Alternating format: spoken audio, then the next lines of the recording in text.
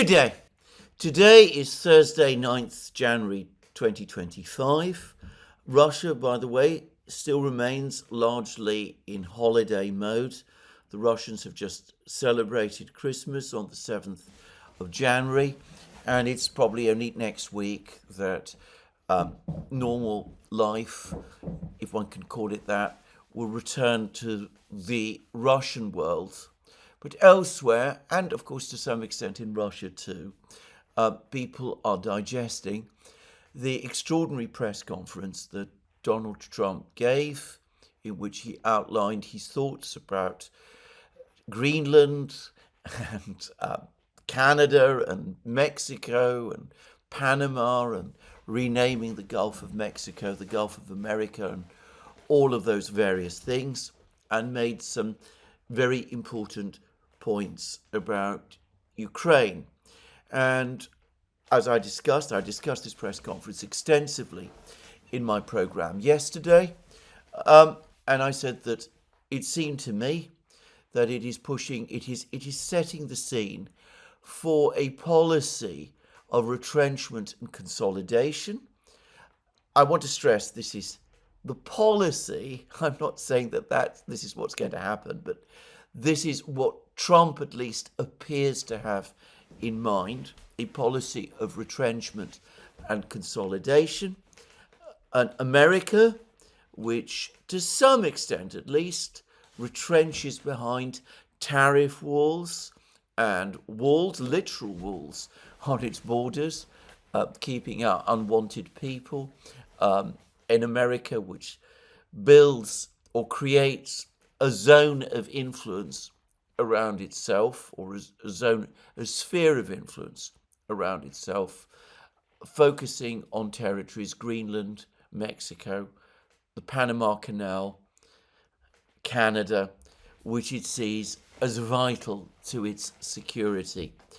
And it is impossible to see that, to my mind, as compatible with the neocon project, something which doubtless explains the extraordinary article that the neocon intellectual, if I can call him that, Robert Kagan, has just issued, lamenting the possible fall of Ukraine, basically blaming it all, as far as I can see, or trying to blame it all, on Donald Trump. But anyway, people like him, as I discussed in my program yesterday, will see this direction that Trump seems to be intending to set as a betrayal of the neocon vision.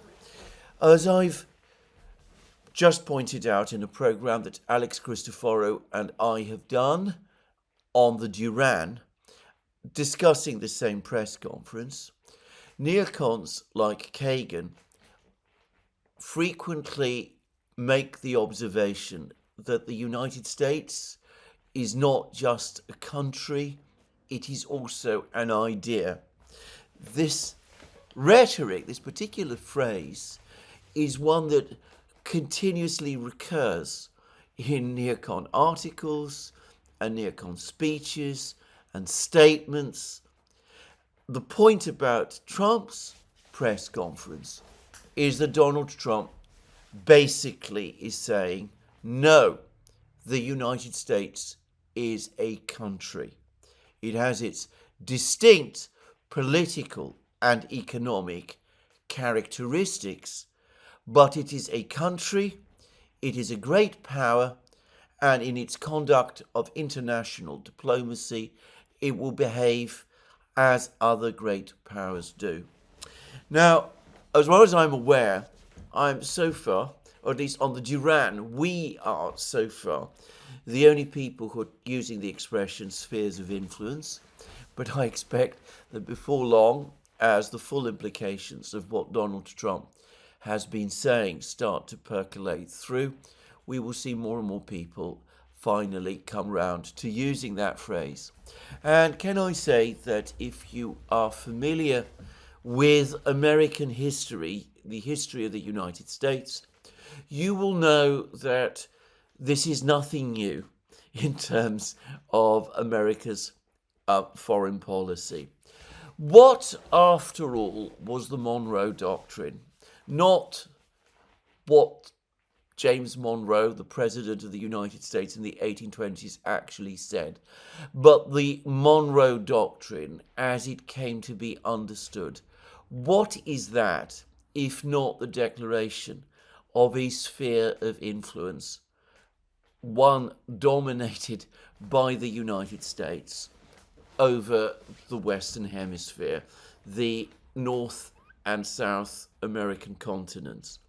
And in fact, anybody who is familiar with the history of South America and Central America through much of the 19th and all of the 20th century will know that through most of that time, this huge region, this enormous continental region, has indeed been, for all practical purposes, an American sphere of influence. In the 1960s, for example, the United States became increasingly concerned about the fact that various governments in various South American states seemed to be drifting towards policies of non-alignment and even interest in more left-wing and radical economic and social ideas. And starting from about 1960, undoubtedly with some element, with indeed a great deal of element of American involvement, a series of coups began to unroll across Latin America, such that by the mid-1970s, the entire vast territory was basically under the control of staunchly pro-American, very right-wing, free market practicing military dictatorships.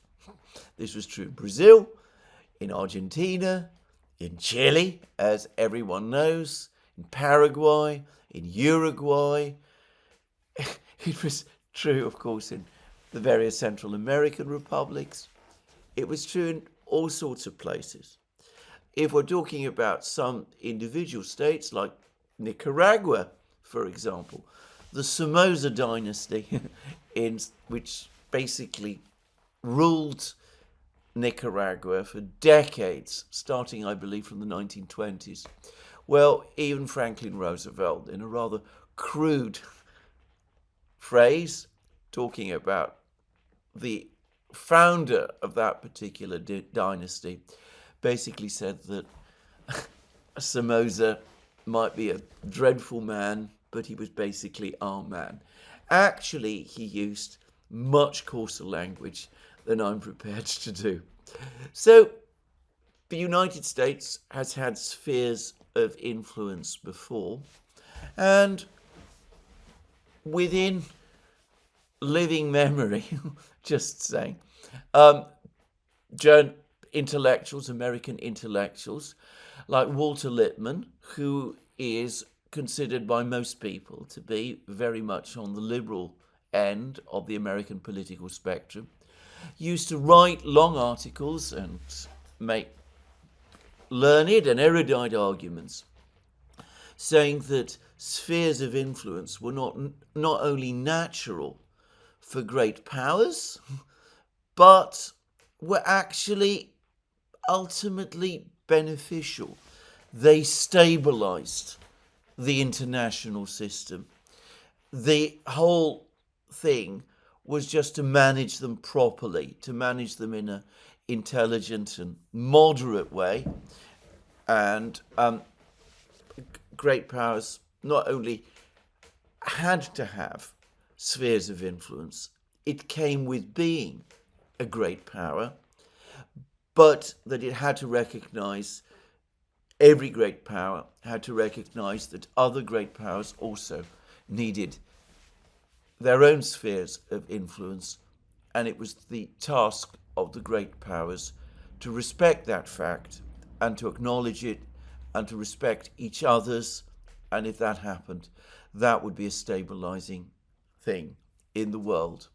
Now, I know that for many people this is deeply outrageous. Many people will say that small states, little states, have the right to choose and chart their own sovereign course. And in an ideal world, no doubt they do. But that is not the world, I think, that Donald Trump imagines. He does, it seems to me, think in a world where the United States will establish a sphere of influence of its own, or at least a formal sphere of influence of its own, as opposed to, as I said, the neocon vision, in which basically the entire world is a sphere of influence. And I think that that is the reality that we're going to start to see, always assuming, of course, that Trump is successful in converting the United States to this approach, which is going to be very, very difficult, and in which, of course, he might not succeed. Just saying. But anyway, that's as I said, the future. If we take Trump at his word, which I do, and if Trump is successful, which remains to be seen. And we may like it or we may not like it, but there it is. Now, other countries are starting to take note of this, and I noticed that the Russians, who obviously are keeping very, very careful track of what Donald Trump is saying, are amongst the first to do so. And the Russians, of course, have noticed Donald Trump's interest in Greenland and the fact that he's clearly thinking of making Greenland a part of the American sphere of influence. And, well, the Russians have no direct interest in Greenland, but they are, of course, they have a major presence in the Arctic, and they are, in fact, the biggest Arctic power. My understanding is that even if the absolute maximalist intentions that Trump has outlined were to come true, and both Canada and Greenland were to become actual parts of the United States, as he says he wants to see, then even were that to happen, Russia would still have the longest and biggest coastline in the Arctic. It would still be the biggest Arctic power, though the United States would in that case not be that far behind. Anyway, the Russians have reacted to these statements of Trump, and the person who has done so on behalf of the Russian authorities is none other than Dmitry Peskov, who is, of course, Putin's spokesman. And he did this in response to a question put to him by the Russian TASS news agency. And, of course, TASS is Russia's official news agency. So it looks to me as if this question was arranged in order to enable Peskov to give this answer. And this is what Peskov said in response to TASS. The Arctic is a region of our national and strategic interests. We are and will remain present in the Arctic territory. We are interested in maintaining an atmosphere of peace and stability and are ready to cooperate with all countries in ensuring peace and stability everywhere, including the Arctic. Go back to those original words, the first words. The Arctic is a region of our national and strategic interests. Well, TASS makes it absolutely explicit. It says its title to the article in which it publishes these comments of Peskov's reads as follows: Russia calls for peace in Arctic as region remains in its sphere of interests. Now, over the last couple of years, some people have sought to argue, this has been an interesting and, in my opinion, thoughtful and forward-thinking line of argument. Some people have been making distinctions between a sphere of influence, which suggests a measure of control by the great power at the center of it, control of the governments and policies of the states that make up the spheres of influence, and a sphere of interest. Now, that is explained in slightly different terms. A sphere of interest, unlike a sphere of influence, does not provide for the same degree of direct control by the great power in the lives and politics of the countries that form part of this sphere of interests. Rather, what it does is it sets out some rules, some red lines, if you prefer, which the countries within the sphere of interests, or within the territory of the sphere of interests, are not allowed to transgress. So, do not join in an alliance with a rival great power. That's an obvious one. Do not develop or acquire military forces that might potentially threaten the great power in whose sphere of interests you belong. Things of that kind. It's, if you like, a more negative as opposed to positive type of sphere. A positive sphere, a sphere of influence, requires, as I said, continuous action, continuous direction from the great power. A sphere of interests, rather, is one where the great power sets limits on what the territories or countries within it might do. Now, the title to this article in TASS uses the word sphere of interests. And that is probably wise, because the Kremlin, Russia, even today, is not in a position to declare the whole Arctic part of its sphere of influence. It cannot exclude the United States, for example, or other Western countries from the Arctic. They are already there. In order to do that, it would require a world war. And obviously the Russians are not going to launch such a thing over the Arctic.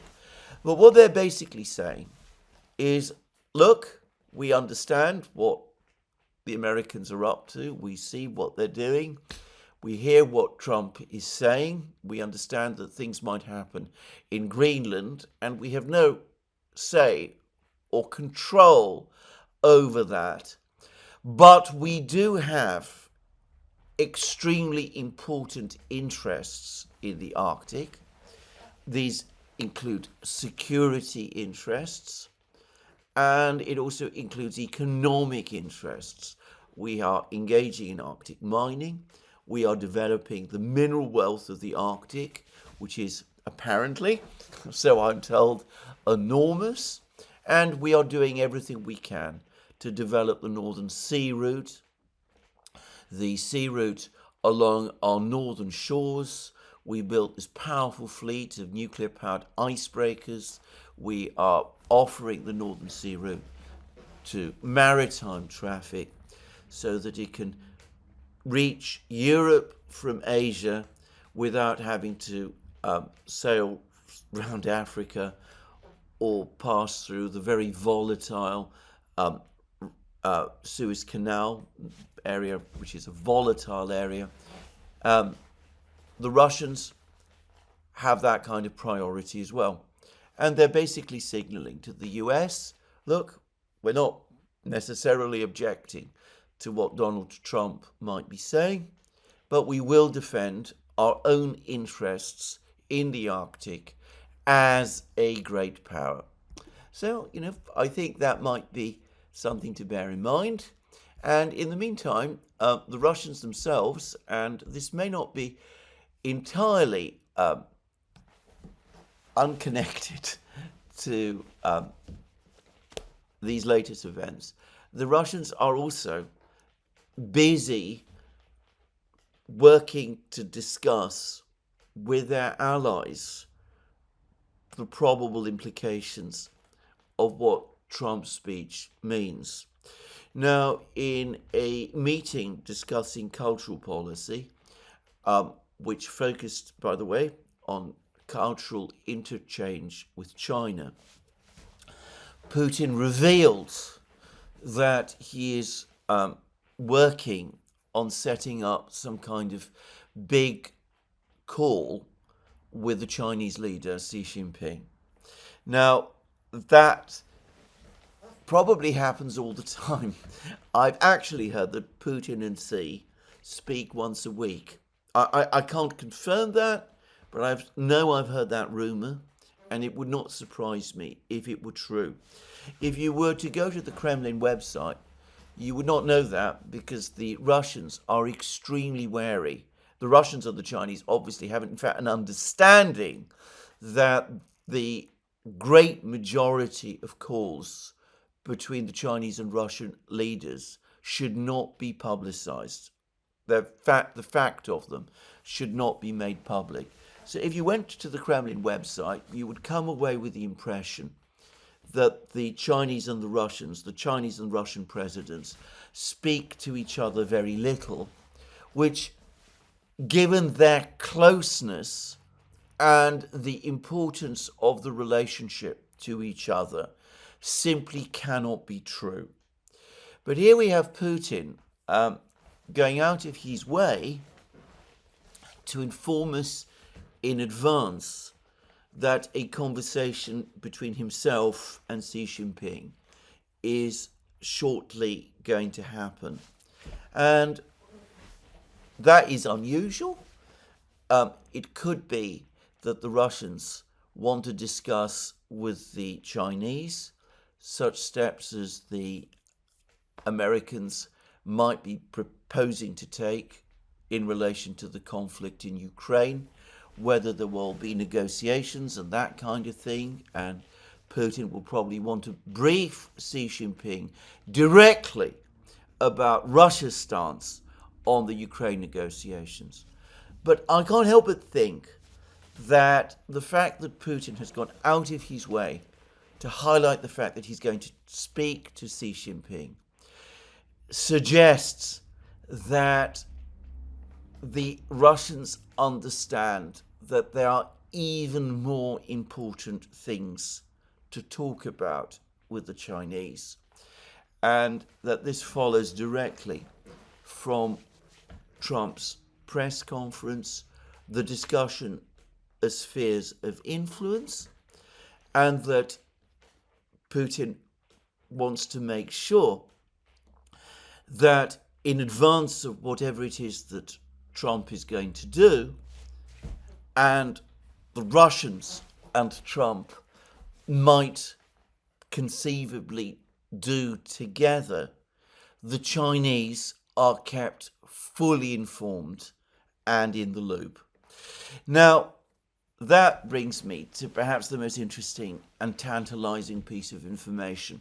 Now, this latest piece of information I have been hearing about from a number of sources, but I've not been able to confirm it. It was mentioned, I saw, on the Military Summary channel earlier today. I'm not sure where Dima got this information from, but I've heard it from other people. It may be, however, that this is just an echo chamber effect and nothing like this is happening. But it could be true, because there are rumors that the Trump team have been broaching to the Russians, presumably through intermediaries, perhaps Orban and Fico, an idea about some kind of general understanding about security issues, which would involve the Arctic, obviously, but also Europe as well, security situation in Europe, the general security situation in Europe, transcending clearly the question of Ukraine, and that the Americans want to move forward with this very quickly in the first 100 days of Donald Trump's presidency, and that presumably any summit meeting between Putin and Trump would be centered very much on a discussion of this. Well, if that is indeed going to happen, if that is indeed what is in the works, and I want to stress again, I have not been able to find confirmation anywhere, certainly not in the Russian media, that such an approach from the Americans to the Russians has been made.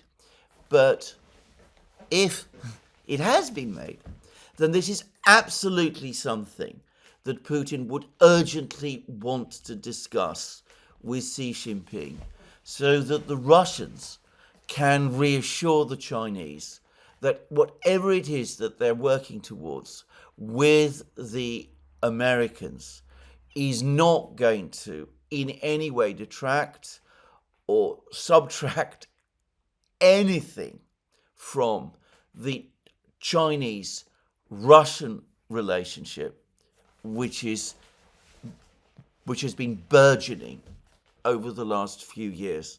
The Russians know how important this relationship is to China. They also know that the relationship with China is massively important for themselves.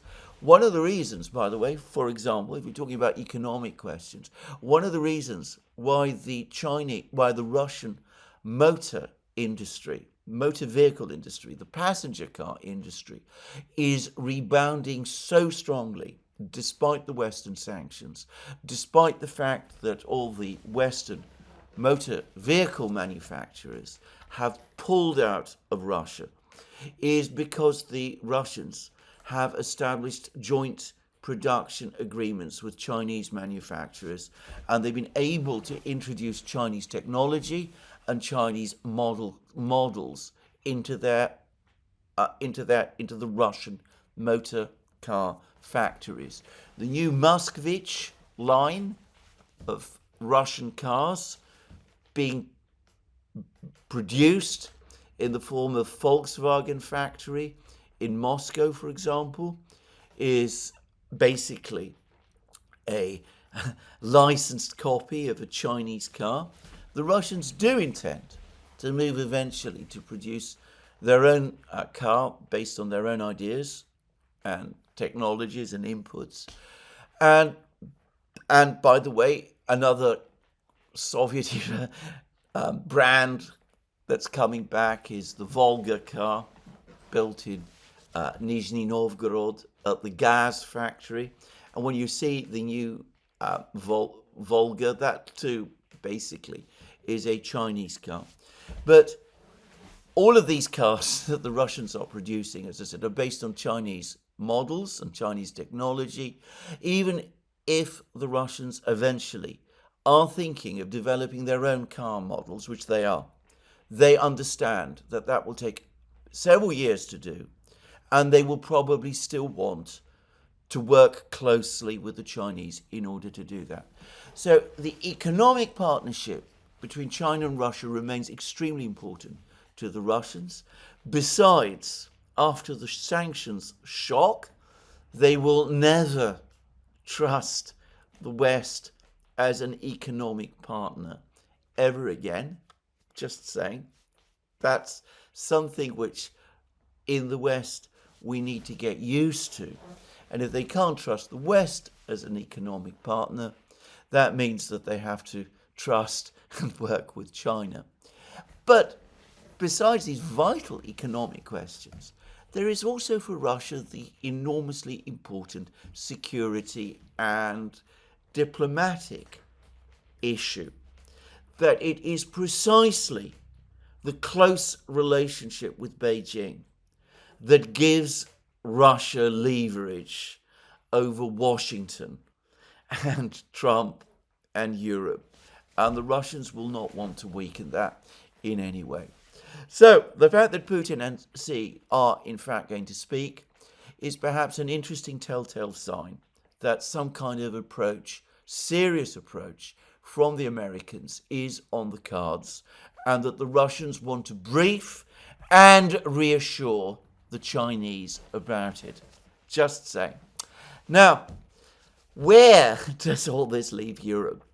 As I discussed in my program yesterday, if the Americans are going to start retrenching and moving back into spheres of influence, then,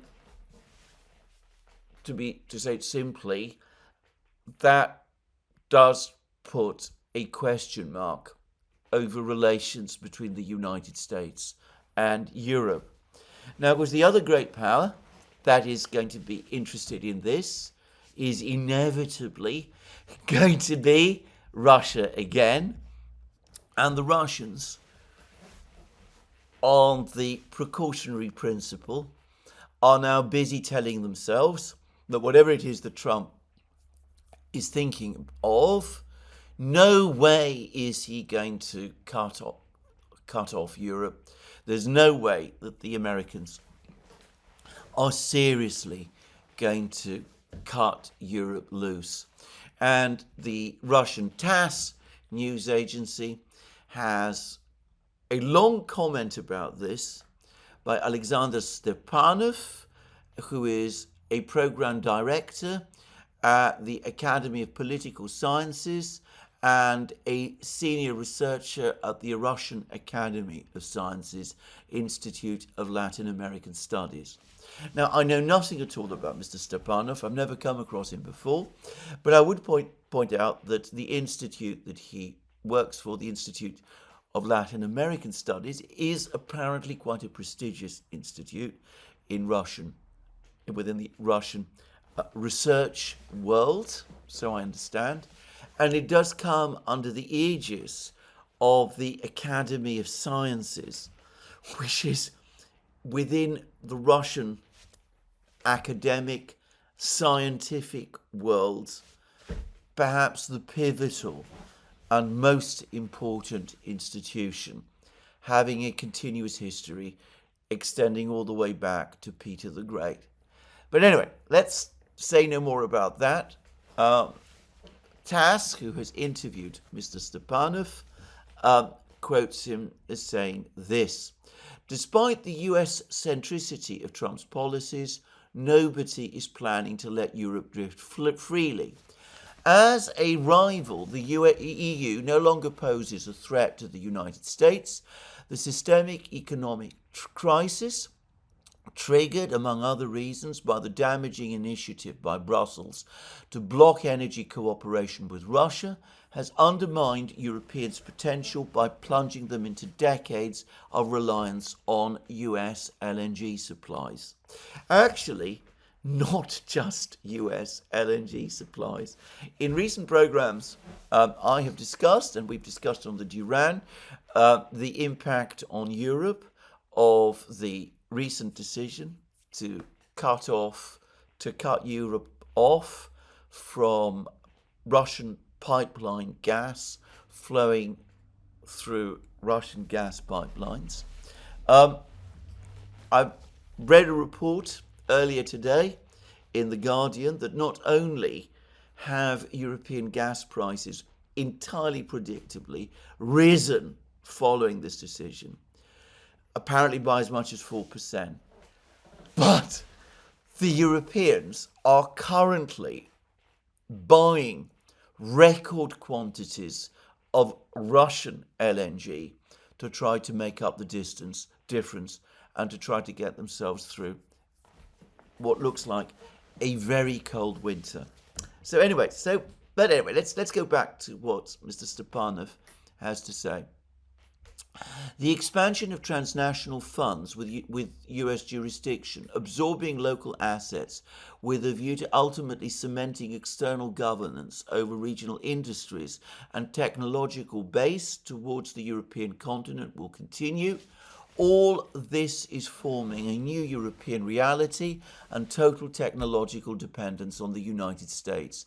NATO's eastern borders will still maintain the functionality of exerting military pressure on Russia, with the bloc's new members in Northern Europe acting as a springboard for the Pentagon's coming Arctic expansion. And TASS then goes on to say that Stepanov described as quite realistic, the scenario of Washington severing ties with NATO under an optimal pretext of insufficient funding from European allies that has long been formulated and even made public. But this will not undermine the American position in Europe. Now, Stepanov is probably right about this, even if the United States decides that NATO as an institution has served its purpose. More likely than not, the Americans will want to maintain their economic stranglehold over Europe. Why wouldn't they? And quite plausibly, they might even want to maintain a significant military presence in Europe. However, I will add one certain caveat, which is that here we come up against the paradox of what the Biden administration has in effect done. Because by severing trade links between one part of Europe and another, between the EU and Russia, severing links in a way that goes well beyond the question of gas supplies and oil supplies.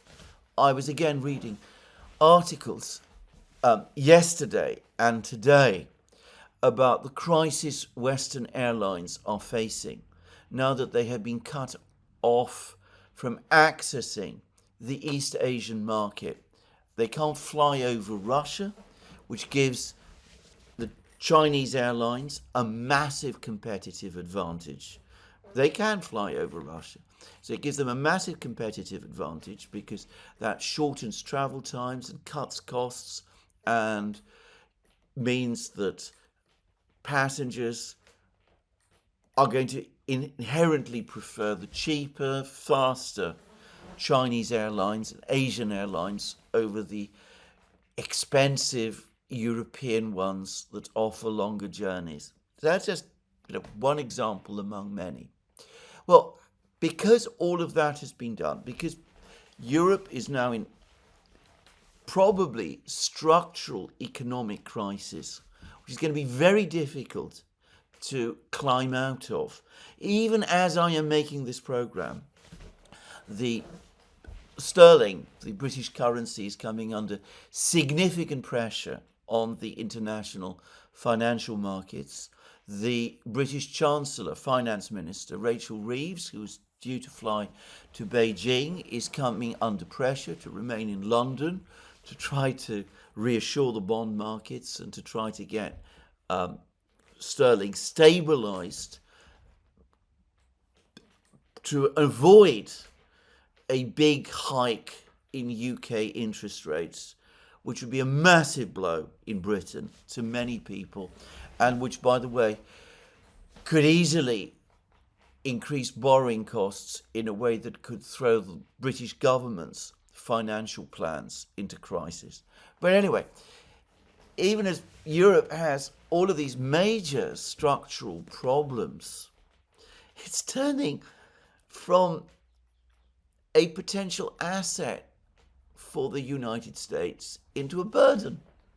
In the old days, during the Cold War, in the 1940s and 50s and 1960s, the United States worked to increase economic prosperity in Europe.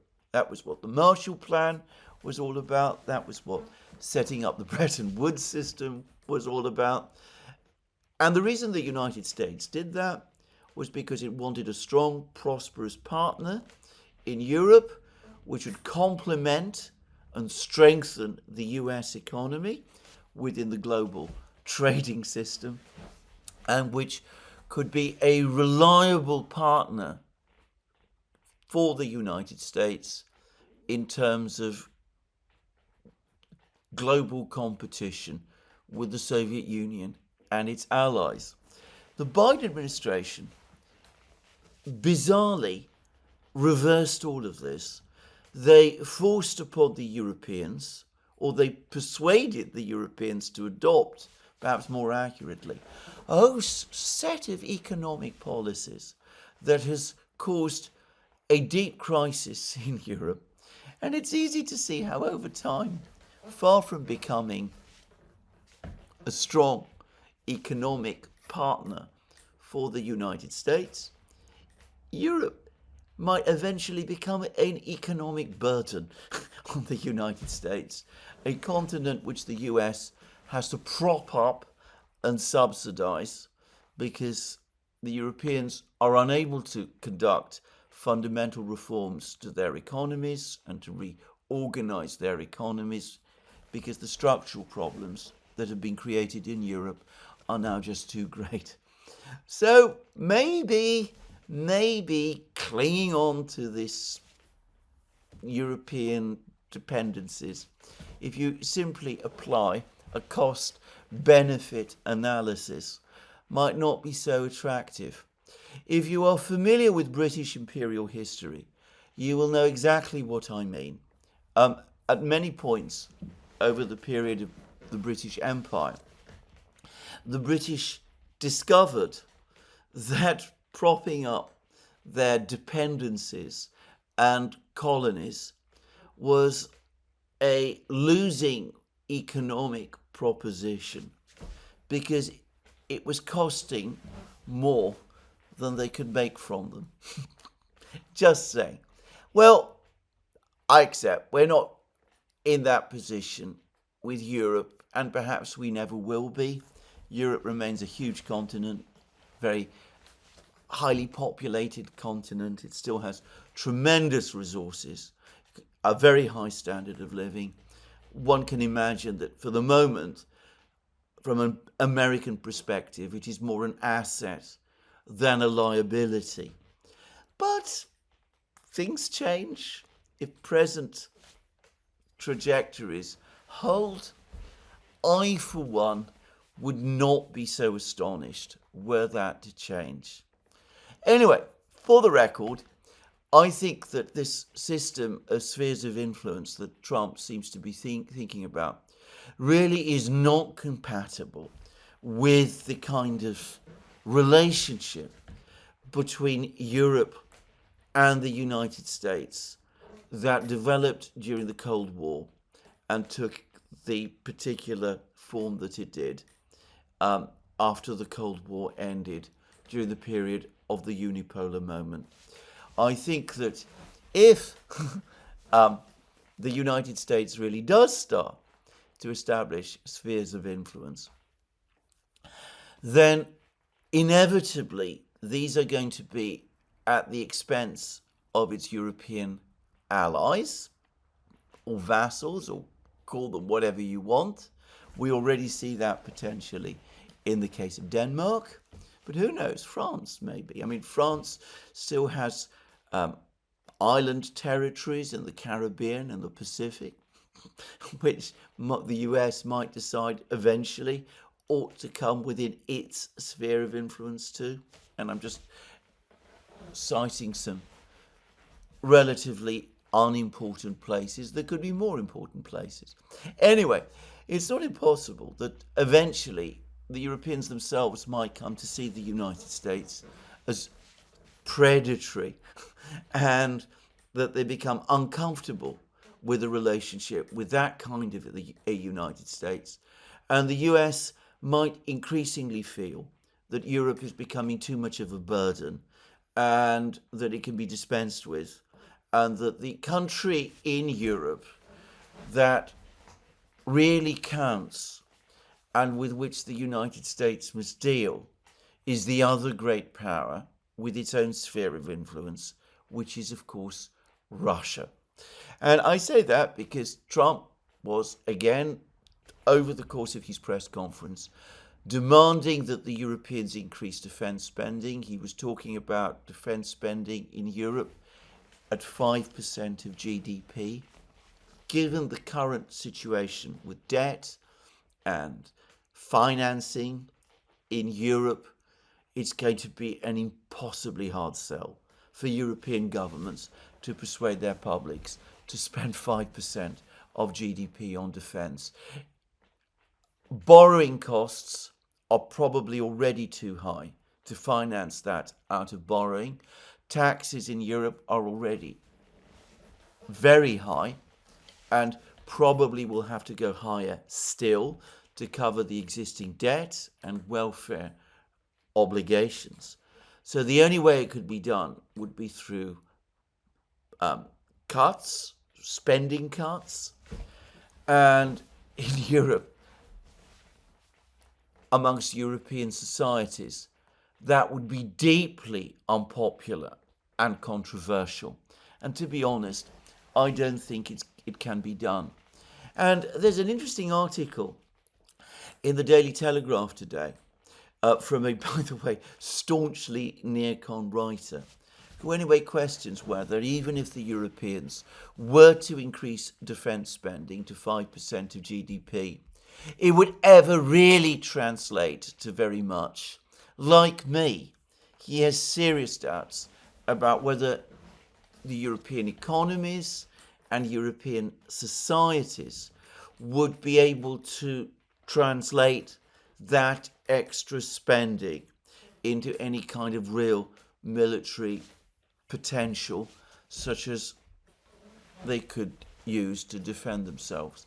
So I can imagine how a United States intent on retrenching and reasserting itself where it feels it matters might say to itself, well, Europe is really not actually an asset at all.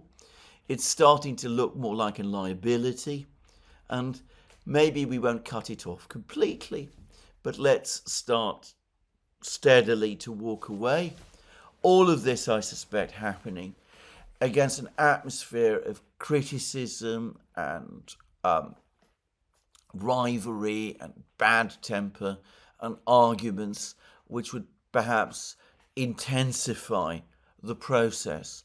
The exaggerated reaction of governments, of European governments, to some of the comments that have been made by Elon Musk, for example, might be a foretaste of the quarrels and arguments and tension and disagreements which are to come. So in that case, for Ukrainian, the Americans might decide to do precisely what Mr. Stepanov thinks they won't do, which is maybe they won't cut Europe completely loose, but they'll ease the reins. They'll let Europe gradually slip away as they focus on more important things.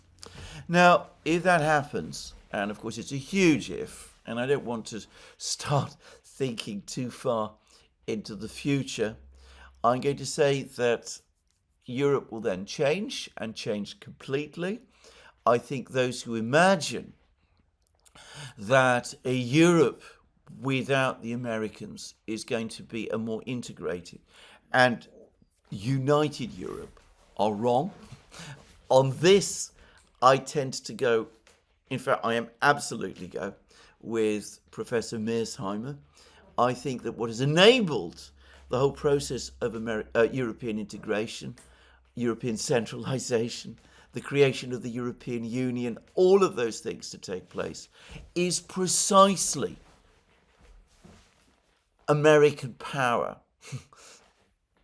the American presence, which has not only made these things possible by imposing this artificial stability, seeming stability on Europe, but which has actively supported these processes in the past. If the Americans go, I think we will start to see all of these pan-European institutions, the European Union first and foremost, start to crack and crumble and break down, and you're going to start to see various European states begin to go their own way, and inevitably some of them will start to cut deals increasingly with the other big great power in the neighborhood, which is of course Russia. So anyway, Trump's comments, and I accept that there's an awful lot of forward thinking in this program, and much of this may not happen, but I think it's always a useful exercise to keep these things back at the back of one's mind and see how things turn out. Anyway, it certainly set things in play. The Russians are clearly thinking very hard about what Trump is up to, and there's no doubt that when Putin and Trump do meet, which they probably will, probably in the first few weeks of Trump's presidency, the two men are going to have a great deal to talk about. Now, let's move from the very general to the particular, because of course there remains at the core of everything the crisis in Ukraine.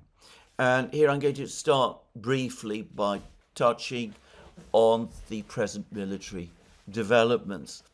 And I think it is fair to say that we are now definitely in the end game. I saw a report somewhere that a American, I believe he's American military expert, says that he thinks that the military presence, the Ukrainian presence in Kursk, has just weeks left, that the Ukrainian forces in Kursk are at the end of their ability to sustain themselves.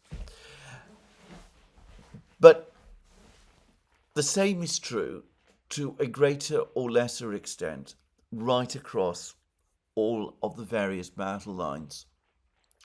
Now, before I proceed, and taking my cue perhaps from the rather, if you like, elevated quality of this program, let me just make a brief overview, because one of the interesting facts about this war, at least for me, is that it has again highlighted further fundamental differences between Western and Russian military philosophies, because it's become quite clear to me that when Western armies plan offensives like they did in Ukraine in 2023, they envisage them happening on a narrow front. The plan is concentrate as many troops and machines as you can in the smallest possible region, place where you think your enemy might be weakest, or where gains, if you achieve them, will have the biggest effect. Launch these forces against this narrow front, break through, and achieve that way the decisive outcome that you expect. So you saw that happen in 2023 in two places. In the offensive towards the Black Sea, the Zaporozhye offensive, the offensive that got bogged down at Rabotino, just saying. And you saw it tried a second time in the offensive in Krinky, where the Ukrainians, on British and American urging, carried out a cross-river operation in Kherson region and got bogged down in the village of Krinky on the east bank of the Dnieper. And you saw the same thing all over again in Kursk. The Ukrainians carried out an offensive in a confined area in Kursk. Again, they concentrated very large forces in this area, and they broke through. In this case, they did break through, and they gained around 1,500 square kilometers of territory. And, of course, much good it did them. Now, the Russian approach is completely different. The Russians have been on the offensive since October 2023. It has been a continuous offensive, but it is an offensive that has been taking place at all points along this enormously long line of contact. So the Russians have not concentrated to the same degree in one place. They've not focused on one breakthrough area. Their approach instead is to keep the pressure on at every point in the line of contact. And the reason is that the Russians, as we've discussed many times in programs on the Duran, what they aim to do is not to break through the front lines and gain control of territory, because they say that if you do that, most of your enemy's forces will remain intact and they can reorganize and they can perhaps even surround you where you've broken through and block you from further advances, as has happened in Kursk. What you aim to do instead is to destroy the enemy's army by overextending and overstretching it and gradually triggering its collapse. And that's what the Russians have been doing. An offensive all along the line of contact, pushing constantly, creating growing problems for the Ukrainians, forcing the Ukrainians to juggle forces from one part of the contact line to the other, seeing their defense lines gradually crack and their army slowly, and perhaps now not so slowly, fade away. Well, I would suggest that we're now very close to the point where this collapse, this cracking, is about to come. And I mentioned that there's been a report from someone in, I think, the United States, who gives the Ukrainian forces in Kursk just a few more weeks. That might be overstated. But today we've had reports of large numbers of Ukrainian troops trapped in two areas in Chasiv Yar. It looks as if the Russians have played their usual game: advance, then retreat, draw the Ukrainian reserves in, then trap those reserves in Chasiv Yar. And supposedly the supply roads to Chasiv Yar have now been cut. So that's one report I've seen. More reports that the Russians have successfully enlarged their bridgeheads west of the Oskol and Zherebets rivers. And a very interesting video in the Toretsk area, which shows Russian drones destroying Ukrainian vehicles some distance north of Toretsk, as these vehicles basically escape from Toretsk. Now, the interesting thing about these attacks was that the Russian drones were fiber optic guided. So that means that they're attached to cables, just saying, in which case, they have by definition only limited range. So it looks as if Russian troops are now operating in the fields north of Toretsk, which is perhaps the strongest sign that Toretsk has, to all intents and purposes, already fallen. It's probably true that there are still areas within the town where there are Ukrainian troops holding out, but it looks as if the Russians have in fact effectively brought Toretsk under their control, and that their advance parties, including some of their drone operators, are operating in the fields north of Toretsk, hunting the Ukrainian soldiers who are escaping there. And if we go a bit further west, in the area of Vozdvizhenka, which the Russians captured a short time ago, the Russians are not only capturing more villages south of the main road from Pokrovsk to Konstantinovo, the road that was 3 kilometers north of Vozdvizhenka, but the first Russian reconnaissance groups have actually carried out raids on the road itself and have temporarily occupied stretches of the road for a couple of hours before they've retreated back to their positions, all of which suggests that the Russians not only now have basically fire control over the road, but that communication along this road for the Ukrainians has now become completely unsafe. More likely than not, at some point within the next couple of days, the Russians are going to make a further advance to bring the road fully under their control. I remember something very similar happened prior to the fall of Ugledar. There was the road that linked Ugledar to the village of Konstantinova. Russian raiding parties for several weeks were crossing the road and taking positions on the road and then pulling back. And then as Ugledar became the Russian target, the Russians finally took the decision. They finally assembled enough troops. They cleared all the villages close to the road, and then they advanced and occupied villages north of the road, in effect cutting the road from Konstantinova to Ugledar. And they will do the same, I've no doubt, with this road.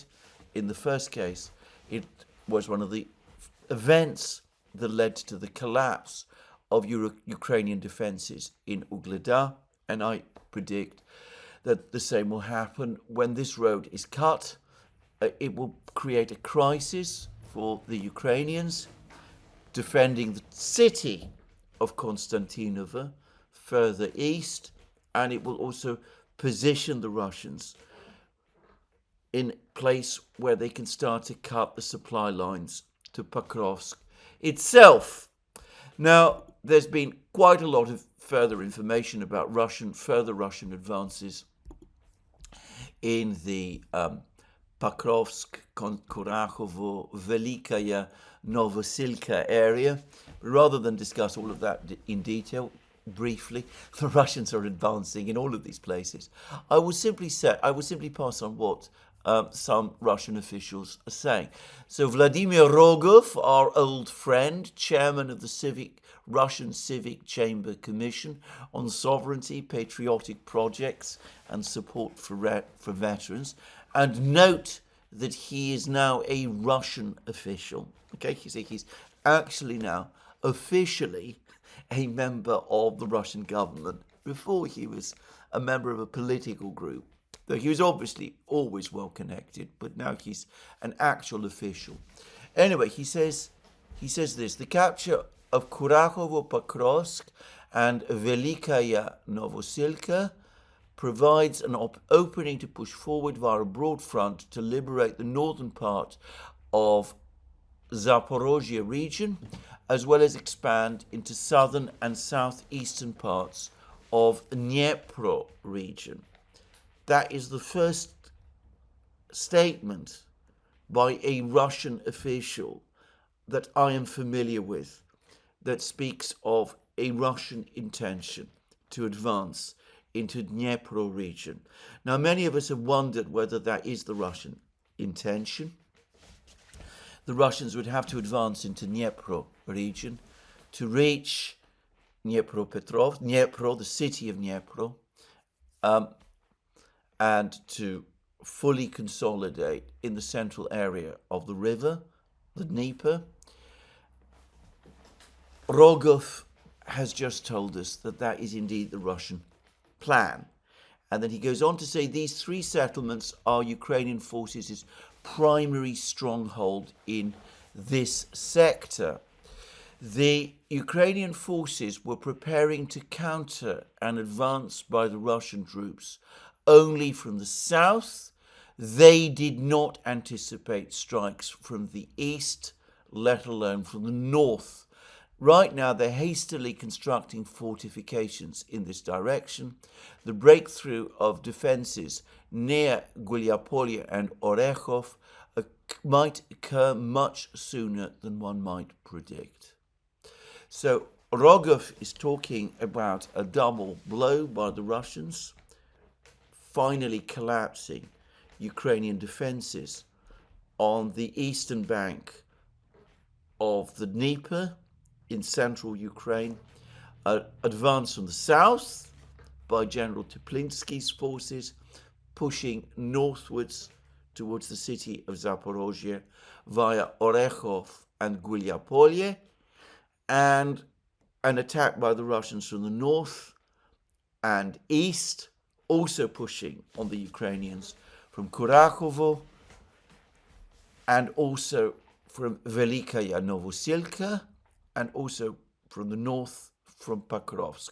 Of course, it's important to say that as of today, Pokrovsk and Velikaya Novosilka continue to be under Ukrainian control, though Velikaya Novosilka is by all accounts essentially surrounded, and Pokrovsk looks like it soon will be. Now, another Russian official who's also been speaking about all of these things is Denis Pushilin, the head of the Donetsk regional government, and he says that the fall of Kurakhovo is at least as important as the fall of Ugledar, and that it was fortified, Kurakhovo was fortified by the Ukrainians to the same level as Ugledar and Avdiivka had been. So that's Pushilin. Anyway, there we go. So that's the general picture. Of course, the Russians continue to conduct missile attacks and bombing attacks and drone attacks right across the whole line of contact. The Ukrainians conducted a drone strike on a fuel dump near the giant Russian airfield at Engels. There's some excited claims that this has seriously affected the logistics of Russia's strategic aviation's heavy bombers. One has heard all those tales told so many times that it's become boring, frankly, to have to refute them. The Russians have colossal spare capacities in this area. It's not going to affect them to any significant degree. And, things on the battlefields are obviously now going so bad that Zelensky, who is clearly becoming increasingly nervous about his own position in Kiev, is now finally broaching the idea of elections, or at least not Zelensky himself, but apparently some of his team. They're saying that he still has the support of 52% of Ukrainians. Putin has been making comment after comment about how Zelensky is no longer the legitimate president of Ukraine because his term has expired. There's others, like Ian Proud, the British diplomat, and Anatol Lieven, that's both of them at Responsible Statecraft, saying that Zelensky in any kind of negotiations is part of the problem. He is not the solution to the problem. And anyway, Zelensky's clearly feeling increasingly nervous, and it looks as if he wants to try to reinforce his position and re-legitimize it, or at least some people are thinking that he might do that, by calling new elections, perhaps as early as March or May. Except, of course, that those elections can only be held, apparently, if all the really popular politicians, but I don't know that any Ukrainian politicians are especially popular, they can only be held if any Ukrainian politician who might defeat Zelensky in such an election first stands down, says that they will not compete in them. So, according to reports in Ukraine, the most potent possible rival is the former Ukrainian military chief, General Zaluzhny. Zelensky and his people are apparently telling Zelensky that if he agrees to stand down and not participate in the election, he'll be given the plum job of Speaker of the Rada, the Ukrainian parliament. But if instead he does decide to stand in the election, the Ukrainian authorities will bring criminal proceedings against him based on the surrender of the city of Kherson to the Russians in the spring of 2022. So, well, they're trying to stop Zelensky from standing, and I suspect the same will happen if any other candidate stands in the elections who might pose a potential challenge to Zelensky's victory. Klitschko, Poroshenko, who knows who else. Now, of course, conducting elections in that way calls into question whether these are really democratic elections at all. If all the candidates who might defeat the incumbent have been bribed or scared off giving the incumbent a clear run, then what kind of elections are these? Just saying. I'm not convinced that this is even going to happen. I think that with events on the battlefronts now happening at such accelerating speed, I think that it's going to be very difficult to arrange elections. And I'm going to say something else. I think that if elections in Ukraine are held, not only will they be extremely tightly controlled, but turnout in them is going to be very low. Anyway, so much for Zelensky. Now, General Kellogg, who is supposed to be who is Donald Trump's peace envoy, he, for his part, has now taken to making some further comments about what has gone wrong. He's been told by Donald Trump not to go to Kiev before Trump is inaugurated. I've already said I think this is a correct move. I think that it's better to delay that until after Trump himself has spoken to Putin and gets a better sense of what the Russians are thinking and is able to agree a framework with Putin. But anyway, Kellogg has made a number of comments. He said that I think the biggest mistake that President Biden has made is the fact that he has never engaged in any conversations with Putin. I mean, he hasn't talked with him for over 2 years. The president does talk to adversaries and allies alike, and he knows, the president, he means Trump here, by the way, does talk to adversaries and allies alike, and he knows it's a tough one, but he actually knows he needs to talk to people. And I could not agree more.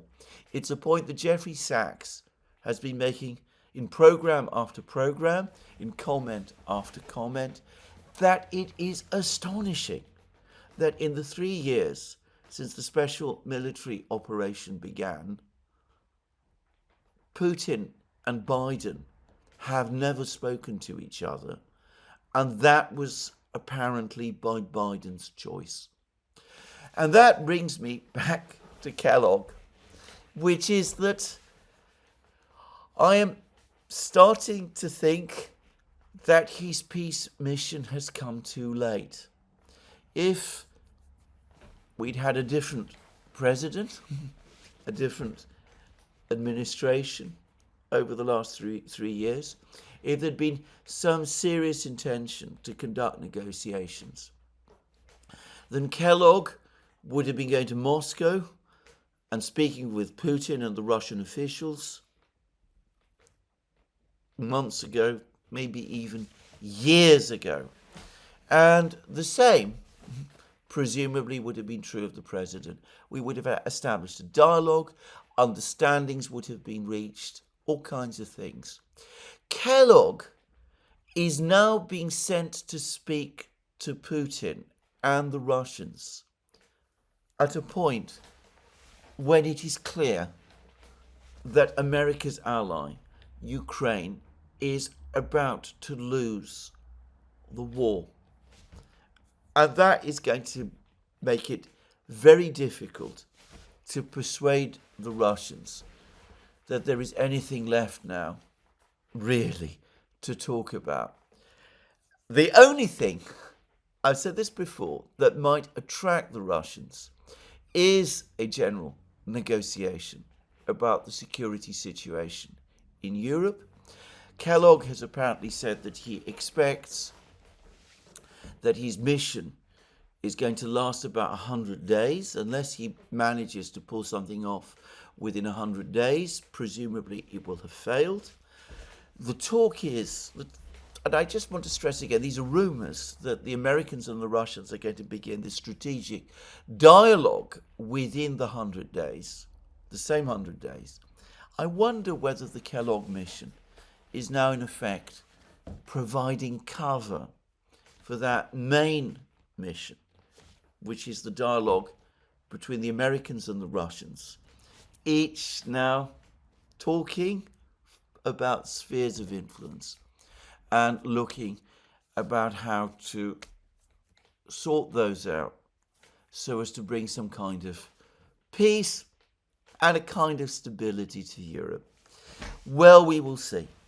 I'm going to end this program by making one very last observation, and it goes back to Trump's press conference. Now, over the course of it, Trump made a really extraordinary point.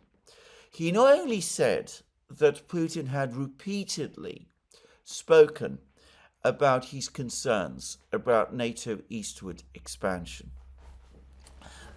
but, and this is essentially what Trump said, the Russians had repeatedly expressed concerns, had been worried about having NATO on their doorstep, and Trump understood their concerns. Now, this is a very important statement indeed, because it trashes the whole orthodoxy that has been endlessly repeated in the West. This is that the Russians have nothing to fear from NATO's eastward expansion. NATO is a purely defensive alliance. If Ukraine joins NATO, it cannot possibly be a threat to Russia. If any country joins NATO, it cannot be a threat to Russia. And the Russians have no reason or cause to think otherwise. Of course, the Russians do think otherwise. They've seen what has happened in various countries that were allied to them, like Yugoslavia, for example, which NATO bombed back in 1999. They saw what happened in Libya, and Afghanistan, where NATO also got involved. They do not think of NATO as a purely defensive alliance.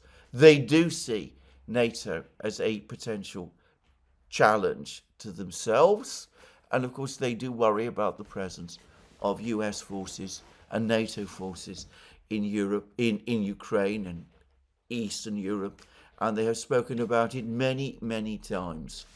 But Western officials, to a man and woman, have insisted, despite that all of those Russian concerns are groundless, that they have no basis in reality, and they have insinuated at various times that the Russians don't believe it themselves, that when the Russians talk about a threat to themselves from NATO, they're only pretending. They're really only saying that in order to provide justification for the land grab that they're supposedly carrying out in Ukraine.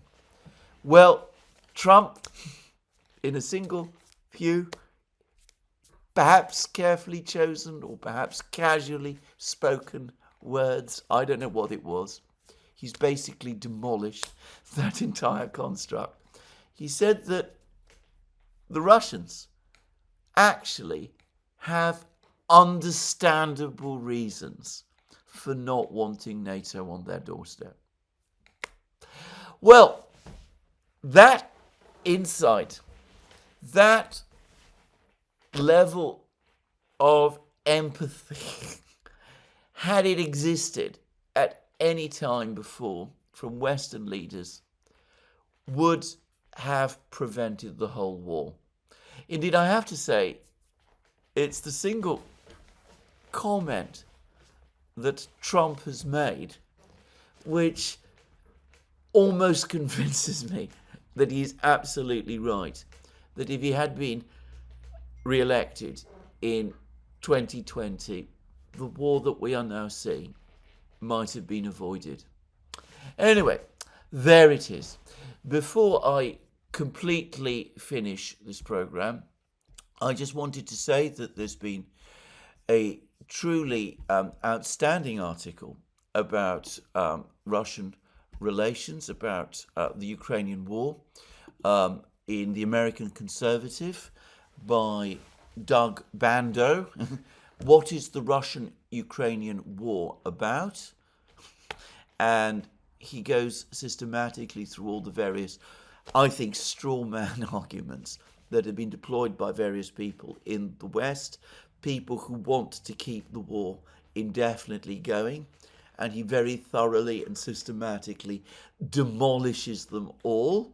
So there's nothing there that hasn't been said on these programs, that we haven't said on the Duran, Alex Christophoro and myself, Glenn Deason and myself, that hasn't been said by many others, Brian Belletti, Douglas McGregor, Daniel Davis, all sorts of other people. But you can find it. You can find it all very elegantly and clearly set out in this specific article. But this is where I'm going to finish today's program. So, as I said, a program that takes an overview of events. We are going to be in for a very exciting ride in the next few weeks. We'll see whether Trump is not just serious about these things that he's saying, but whether he has the political strength and the force of personality to see it all through. I haven't discussed that in this program. Quite plausibly, he doesn't. But anyway, but if he does, we should not be under any illusions.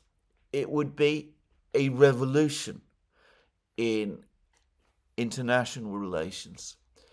It would turn the entire world of geopolitics upside down in ways that, well, would be completely unexpected and could not have been imagined by anybody a year ago.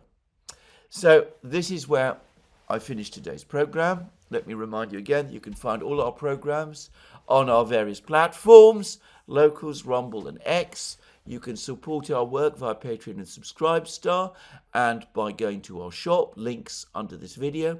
Last but not least, if you've liked this video, please remember to tick the like button and to check your subscription to this channel. That's me for today. More from me soon. Speak again tomorrow.